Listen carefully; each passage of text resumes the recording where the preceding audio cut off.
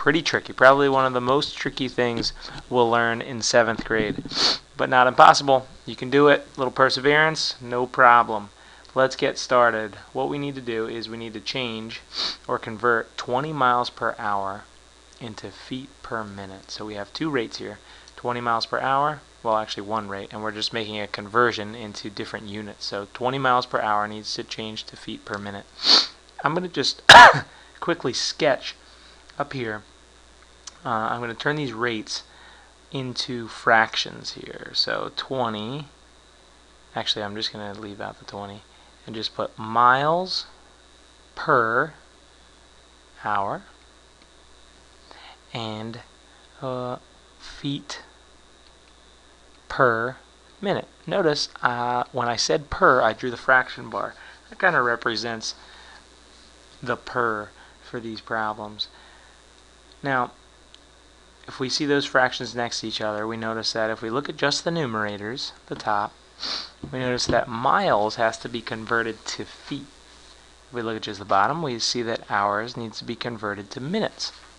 So we have a special way to do this called dimensional analysis, where we're going to be trying to use conversion factors, or what's called unit ratios, to cancel out the old units and bring in the new units. So let's get started at that.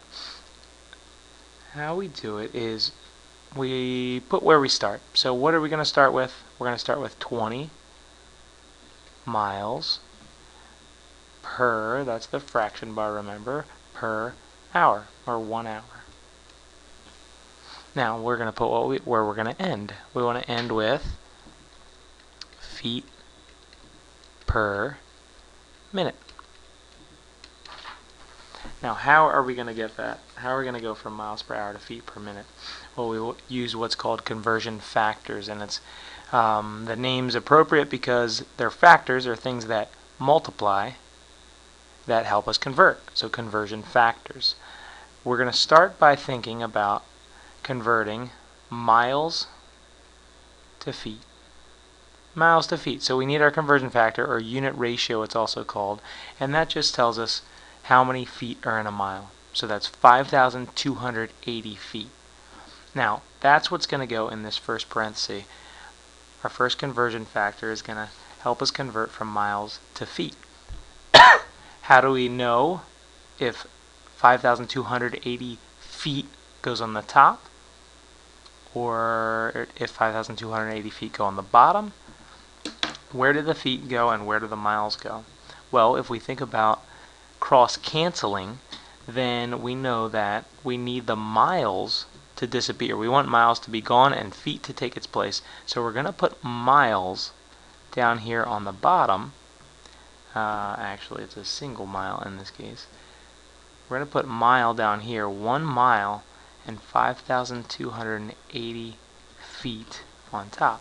Now that's a conversion factor. We got that because we know that we need to convert, if we look up at my little fractions up that I drew originally, miles to feet. Well, what connects miles to feet? How many feet are in a mile? 5,280 feet in 1 mile. Now we make that into a fraction, and we decide where miles goes, so it will cancel out the old miles and leave feet in its place. So if we do our dimensional analysis, or cross out the units, we can cross out miles and miles.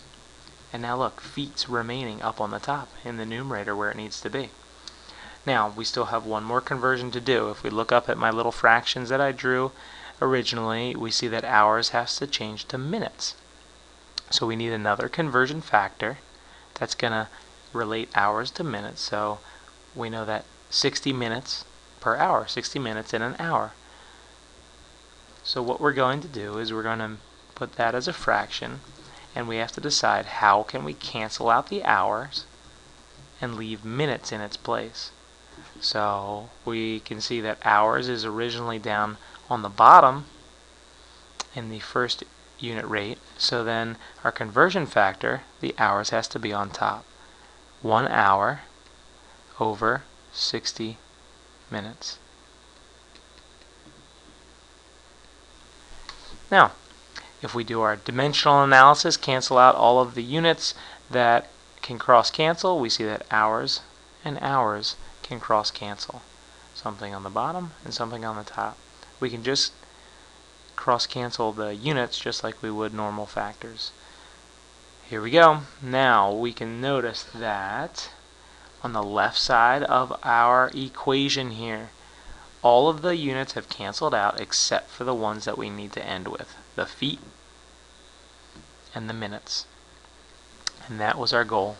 So now we're going to just simply multiply the numerators just like we would normal fractions and multiply the denominators to get our final answer.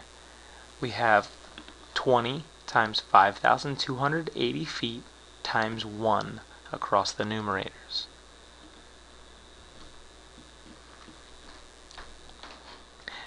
That gives us 105,600 feet. Now we're going to multiply the denominators. 1 times 1 times 60 minutes. That gets us 60 minutes. Next, we're going to simplify this rate that we have into a unit rate by dividing. So 105,600 feet divided by 60 minutes is going to give us 1,760 feet per minute. And so we know that 20 miles per hour equals 1,760 feet per minute. Woo! Give yourself a pat on the back if you followed along with that. And good luck on your homework, and good luck with the rest of our dimensional analysis. Way to go!